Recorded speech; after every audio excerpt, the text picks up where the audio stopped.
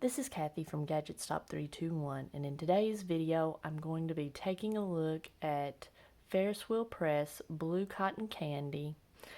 I'm going to test it in a variety of pins and nib sizes, starting with a Pilot Extra Fine, going up to a 1.5 stub nib, and I'm going to begin with the Extra Fine. And I thought about skipping this one because I'm sure you can tell this is not a very saturated ink.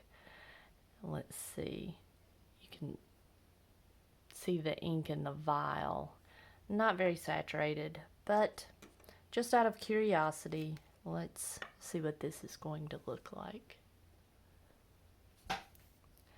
This is an Extra Fine Pilot Steel nib.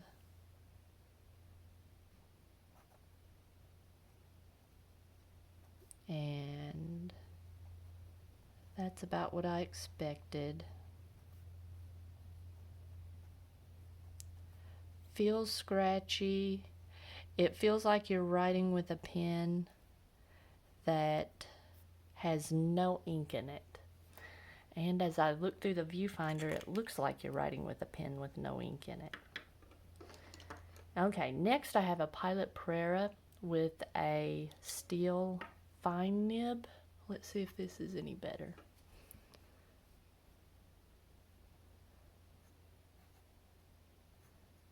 A little bit better, a little more legible.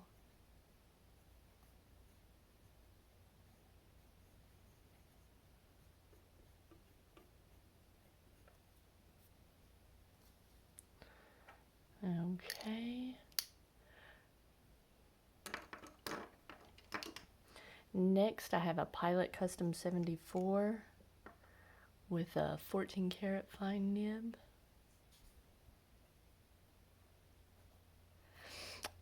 It's looking like that Pereira was contaminated with the previous ink. We'll look at that in a minute.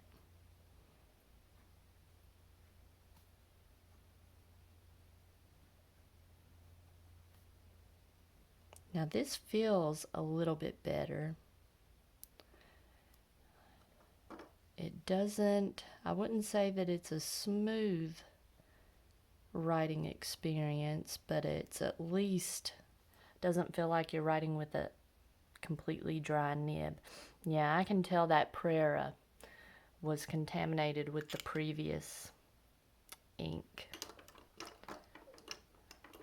Next, I've got a Kaweco Perkeo all black with a medium nib.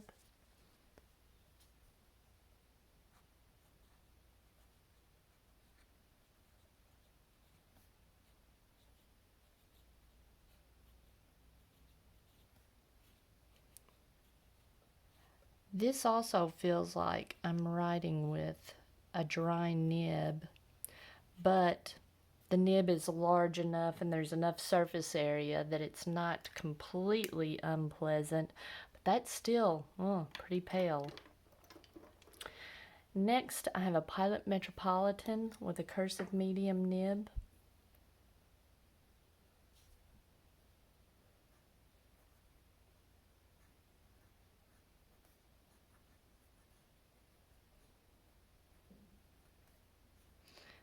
This feels very dry. I'm sure I sound like a broken record, but most of these pens just feel like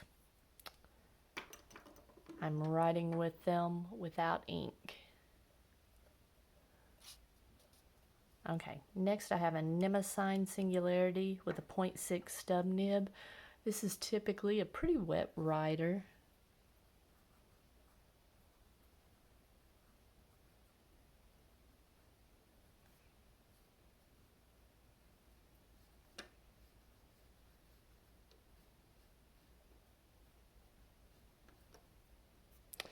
It just feels like if I write too fast, it doesn't give the ink enough time to, or the feed. It's it's not really running dry. It's just, it feels like I'm dragging the ink too thin on the paper, if that makes any sense. Okay, and finally, I have a Jinhao X750 with a 1.5 stub nib.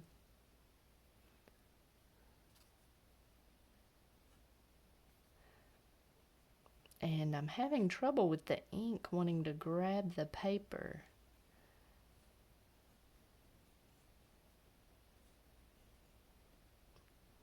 Yeah, this feels really dry. I don't know. I have dipped this pen and dipped it trying to, because it feels like it's out of ink. Like there's not enough ink in the feed, but I know the feed is saturated. It just doesn't want to grab the paper and get pulled out. All right, let's take a look at some other papers.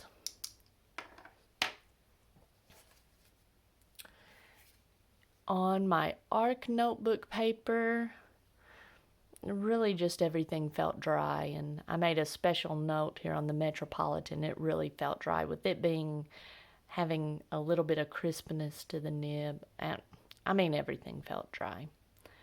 And the legibility is just not good. You can see here on the stub nib, it's just not wanting to grab the paper, even on this absorbent paper. Let's see. On my Rhodia paper, same thing. It's just very pale, feels very dry. Feels like you're writing with water that you've cleaned out a watercolor brush with. On my 20-pound copy paper, it starts becoming a little more visible with the Pilot Metropolitan. And it's such a pale ink. You can barely see it on the front, much less it bleeding through the back. Okay. In my Leuchtturm, this was weird. When I first started writing, I thought, oh, this Leuchtturm has a little bit of absorbency to it. It's grabbing the ink, but it grabbed it and just pulled it out, and then the nib was dry. So I dipped it again, and it just did the same thing. So, let's see. It looks, here in the more saturated parts, it looks a lot like Sailor Haha.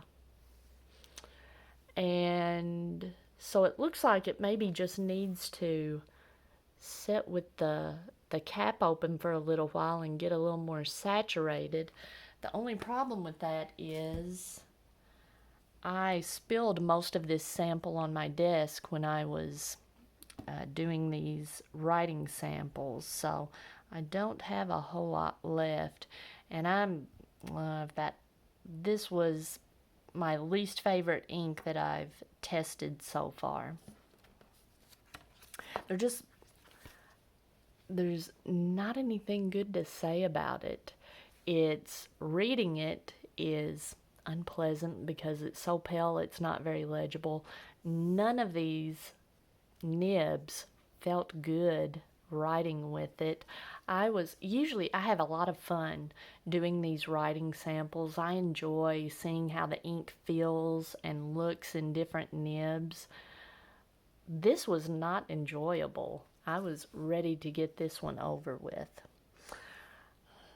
And that's about all I have to say about Ferris Wheel Press Blue Cotton Candy.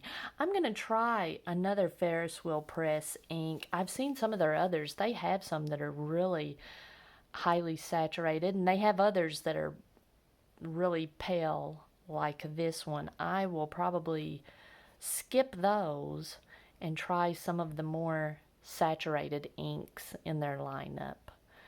But that was not fun. All right, so if you found this video helpful, Please give me a thumbs up, and if you'd like to see more videos like this, please subscribe to my channel.